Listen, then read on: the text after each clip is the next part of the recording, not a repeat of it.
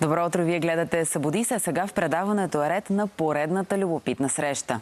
В зоопарка в Бургас отделят специално внимание на сезона на тиквата. Този уикенд беше посветен на жълтия плод, като от него специални порции получиха всички питомци в зоопарка, на които тиквата е любима. Днес, в неделния ден, изненадата ще бъде за капибарите, които се оказва, че обожават тиквата не само защото е вкусна, но и защото е чудесен източник на витамини. Повече сега от Цеца Алексова. Цеца, добро утро! Добро утро, Марина. И аз в ръката си държа тиква, пълна с царевичка. Това са любимите вкусове на капибарите. Вчера сурикатите си хапнаха тиква, но сега от Кръстю Дъбов. Защо тиква? С какво тя е полезна за определени видове от вашите питомци? Добро утро. Добро утро. Значи ще започна първо с това, че тиквата произхожда от Южна Америка.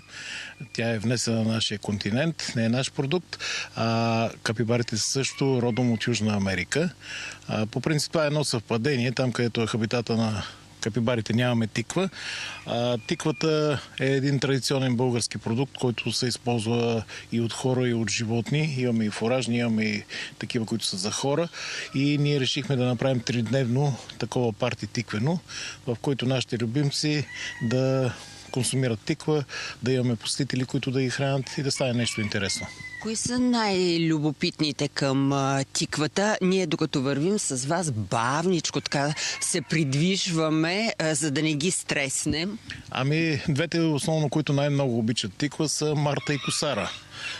Те, като видят тиквата, и просто полудяват. Това е, че вече те няколко дни хапват тиква и не знам днес как ще реагират, но предполагам пак ще хапнат. Марта, Косара, как се казват момченцата? Адонис и третия как беше? Ники. Ники, да. Ники.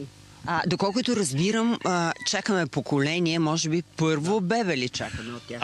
Първи бебета, те май всички са бременни. Имахме съмнение още за това нещо, още пролетта, но се оказа, че те са просто пълнички. Но сега есента видяхме и как се зачеват бебетата, така че сме почти вече сигурни. Сега аз ще опитам бавничко да се приближа. Венета Дъбова в момента се опитва. Вени, добро утро, кого храним? Да не го стреснем. В момента храним Марта. Тя е много послушна, добричка. Въпреки, че са се кусили, пак ни отказват по-малко да си хапнат. Хайде, Марта, ела, миличка. Какво обичат да хапват? Те имат една специална гранулирана храна, която съдържа много витамини и полезни съставки за тях. Но освен нея, получават в менюто си много плодове, зеленчуци, обожават ябълки. Днес закусиха с грозде и ябълки също. Колко здравословно. Изключително здравословно за тях. Добре се чувстват, когато е много разнообразна храната, помага за храносмилателния тракт. Получават и моркове, зеле, понеже те трябва да заточват зъбките си. И доколкото разбирам, те са изключително социални с деца. Обожават децата. Дават им да ги галят по цялото тяло, дори когато... Това Косара ли е? Това е Марта. Това е Марта, но Косара е до нея. Сега ще се появи и тя. И Косара. Спокойни са, дават и по муцунката и по главата да бъдат галени. И когато почувстват така пълно спокойствие и щастие, настръхват целите, козинката им настръхва. И съответно трябва да има и условия, и да е топличко и слънчево. Тогава лягат и като котенца, обръщат се по гръб и дават да бъдат галени и по стомахчето. Много благодаря за този разговор. Сега ние съвсем внимателно ще се оттеглим, за да не ги притесняваме, защото наистина резките движения притесняват тези изключително спокойни и дружелюбни животни, капибарите. Важно е да кажем, че днес тук в зоопарка празника продължава.